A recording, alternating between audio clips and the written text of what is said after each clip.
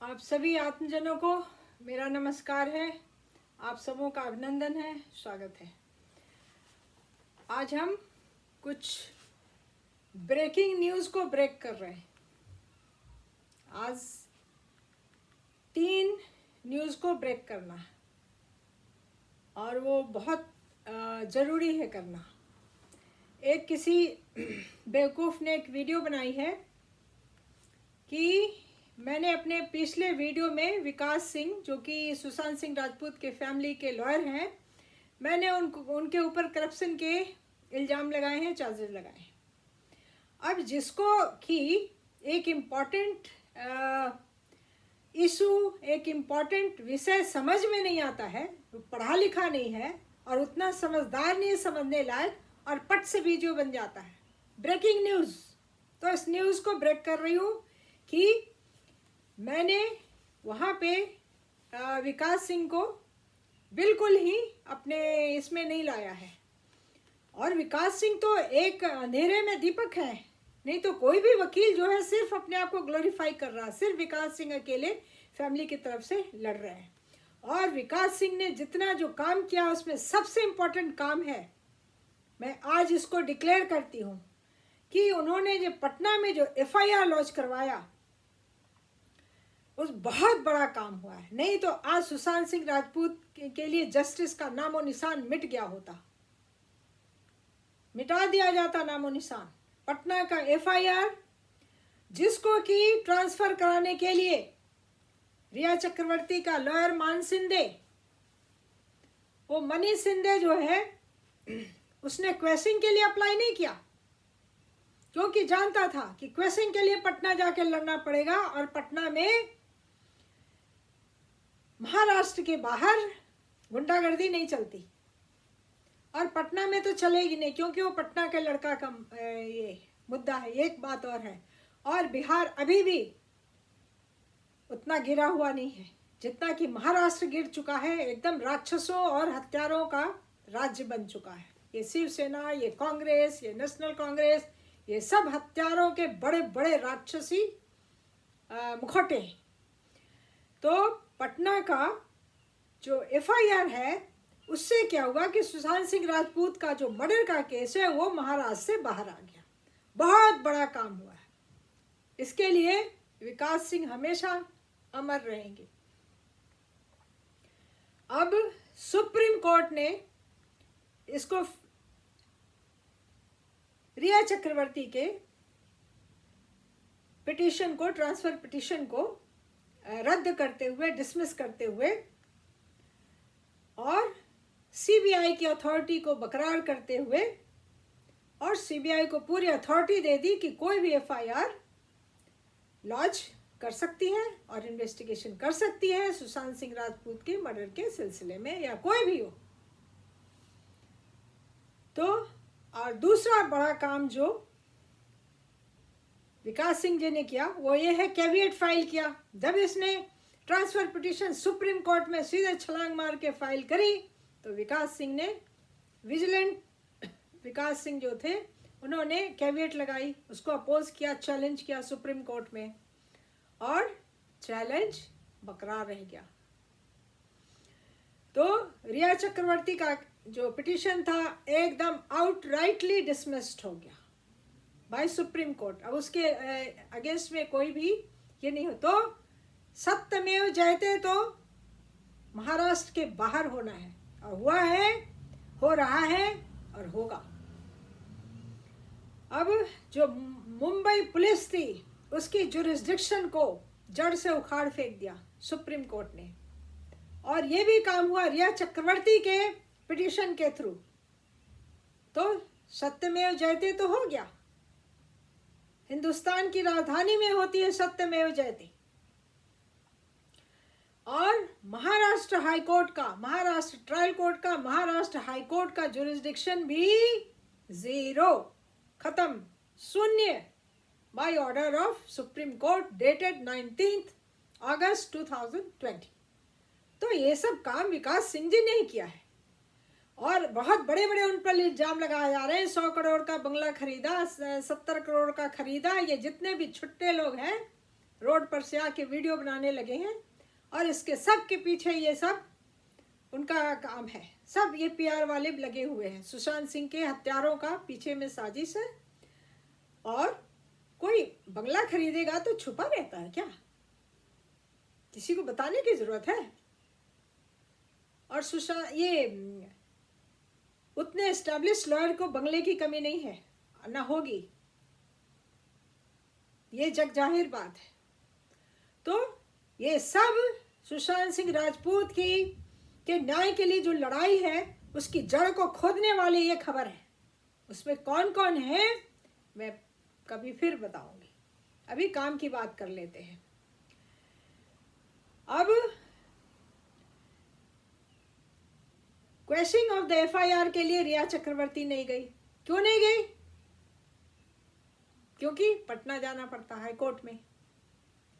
Questioning के लिए high court में पिटीशन लगती है, धारा 482 of code of criminal procedure के अंदर, और वो हाई कोर्ट का जुरिस्डिक्शन है और पटना हाई कोर्ट का जुरिस्डिक्शन। तो वो तो पटना हाई ये एफआईआर को के जो सब्जेक्ट है उसको एक्सेप्ट करती है। उस पे जो एक्यूजेशन लगाए गए हैं एज अक्यूज नंबर 1, उसने क्वेश्चनिंग नहीं किया, करवाया या नहीं प्रयत्न की, इसका मतलब she accepts the crime. It is deemed to be accepted by Rhea Chakraborty. ये मानसिंदे को जानना चाहिए और उसको ये जनाया जा रहा है बाय दिस स्टेटमेंट। तो इनके ऊपर कोई भी इल्ज़ाम विकास सिंह पे, और अभी वो थोड़ा बिजी है, सुप्रीम कोर्ट में bar association of supreme court का इलेक्शन चल रहा है और विकास सिंह जी प्रेसिडेंट के लिए खड़े हो रहे हैं। ये बड़े गर्व की बात है और आशा है, उम्मीद है, भगवान से प्रार्थना है कि वो विजयी हुए तो सुशांत सिंह का केस थोड़ा और उसमें वजन आएगा, इम्पोर्टेंस आ जाएगा, थोड़ा दम आ जाए और ज़्यादा ये बलवान हो जाएगा। उनके वकील बलवान होंगे तो केस भी बलवान होगा। तो अब मैं आपको बहुत शॉर्ट में बता दूं कि महाराष्ट्र से सत्यमेव जयते हो गया क्योंकि महाराष्ट्र से केस बाहर आ गया।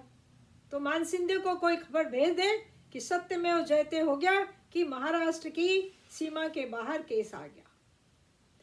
अब सुप्रीम कोर्ट के सामने जो क्वेश्चन ऑफ लॉ एराइज करेंगे उस पर मैं बहुत सी संक्षिप्त टिप्पणी देती हूँ उस पॉइंट।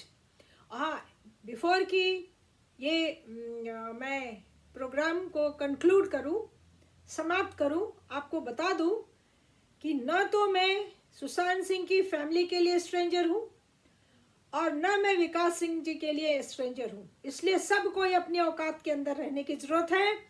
जो लोग अपनी औकात को भूल के अपनी ये सीमा को लांघने की कोशिश कर रहे हैं, मैं उनको ताकीद कर रही हूँ। और मुझे ये सफाई देने की ज़रूरत नहीं है कि मैं कैसे उनके लिए स्ट्रेंजर नहीं हूँ और हमारे लिंक किधर से हैं या किधर से नहीं है, ये मुझे सफाई देने की ज़रूरत नहीं है। तो सुप्रीम कोर्ट के आगे अब सुशांत सिंह राजपूत के पिताजी की तरफ, फैमिली की तरफ से जो petition SLP special leave petition file होगा to appeal against the verdict of Maharashtra high court, उसमें 3 क्वेश्चन सुप्रीम कोर्ट के सामने अपीयर होंगे। पहला है, मैं इंग्लिश में पढ़ती हूँ फिर हिंदी में बताऊंगी। Whether Bandra police has had jurisdiction to lodge FIR on the complaint of Riya Chakravarti. So सबसे पहला क्वेश्चन सुप्रीम कोर्ट के आगे जो खड़ा होगा वो ये होगा कि क्या बांद्रा पुलिस स्टेशन के पास ये अथॉरिटी थी, ये अधिकार था, ये कानूनी, ये वैधानिक अधिकार था उस FIR, उस बोगस FIR जिसको रिया चक्रवर्ती ने और ड्राफ्ट किया था मानसिंदे ने। मानसिंदे उसको ट्यूटरिंग करके वहां भेजा था। एफआईआर को ड्राफ्ट करके। तो उसकी क्या ये थी संवाद, उसका क्या कानूनी ये था, हक था, नहीं था। तो ये क्वेश्चन सुप्रीम कोर्ट के सामने आएगा और आने जा रहा है। दूसरा सवाल ये उठेगा, whether Bandra police has committed contempt of supreme court by lodging the bogus FIR on the complaint of Riya Chakravarti against by setting aside the rulings of the Supreme Court। ये क्वेश्चन नंबर 2 है। क्या Bandra police को ये कानूनी अधिकार है, नहीं, क्या उसने ये सुप्रीम कोर्ट की अवहेलना की है? किस तरह से? तो रिया चक्रवर्ती के बोगस, फ्रॉडुलेंट, फर्जी एफआईआर को लॉन्च करके सुप्रीम कोर्ट की आदेशों का उल्लंघन करते हुए, अवहेलना करते हुए, क्या ये कंटेम्प्ट ऑफ सुप्रीम कोर्ट हुआ है बांद्रा पुलिस के द्वारा? ये क्वेश्चन नंबर 2 उठेगा सुप्रीम कोर्ट के सामने। तीसरा, whether Mumbai high court has committed contempt of supreme court by not questioning the bogus FIR launched by Rhea Chakraborty. तो तीसरा क्वेश्चन ये उठेगा कि क्या मुंबई की हाई कोर्ट ने सुप्रीम कोर्ट के आदेश की अवहेलना की है, उसकी अवमानना की है,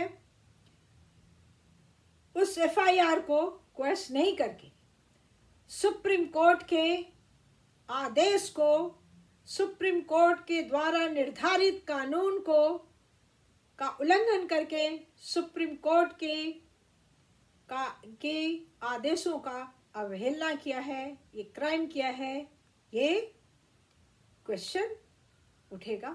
ये 3 क्वेश्चन सुप्रीम कोर्ट के सामने उठाए जाएंगे और इसका जवाब मान सिंधे के पास भी नहीं होगा, न बांद्रा पुलिस के पास होगा, न रिया चक्रवर्ती के पास होगा, किसी के पास नहीं होगा।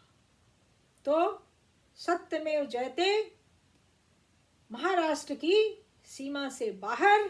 और तब मैं अब एक और न्यूज़ का ब्रेक करती हूँ, ब्रेकिंग न्यूज़ को ब्रेक करती हूँ और एक और 2 और, तब तक के लिए आपको